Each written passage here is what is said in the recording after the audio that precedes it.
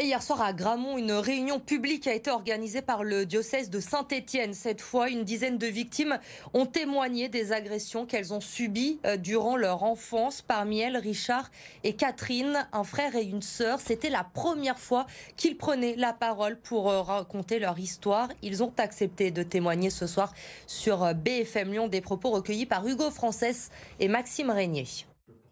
Leur calvaire, ils n'en ont quasiment aucun souvenir.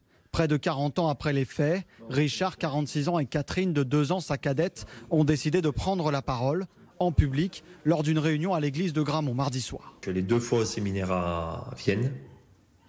On était censé s'occuper de lui, c'est-à-dire arroser son jardin, puisqu'il était censé, soi-disant, être un peu malade, surveiller qu'il ne fasse pas de malaise et tout ça, au cas où prévenir s'il lui arrivait quelque chose.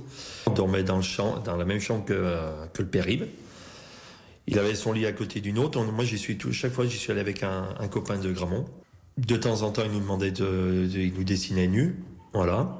Et puis, de temps en temps, fallait aller dans son lit, où il nous faisait des attouchements et où on lui faisait des attouchements aussi, voilà. Dans leur famille, ils sont 5 frères et sœurs sur 8 à avoir été abusés par le père Louis Rib.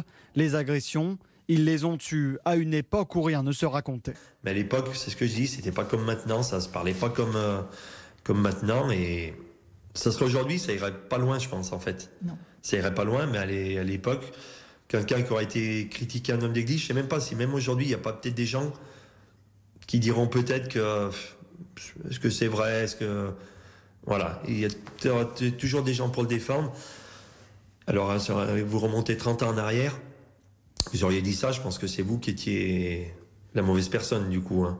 Des récits qui font aussi des victimes collatérales aujourd'hui. Mes parents ne savaient pas pour les autres, je pense. Ils croyaient qu'il y avait que moi, je crois, hein.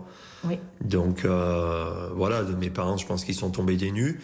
Et quelque part, ceux qui nous vous envoyaient là-bas, mais bon, sans savoir, sans savoir. Et donc, je pense que pour eux, ça leur a été dur. C'est pour ça que je dis qu'ils ont été victimes aussi du personnage, parce que le personnage était vraiment fourbe, très rusé, hein. Comme Catherine et Richard, 10 autres victimes présumées du père Rib ont décidé de parler. Elles pourraient être encore bien plus nombreuses, à en croire l'archevêque de Lyon.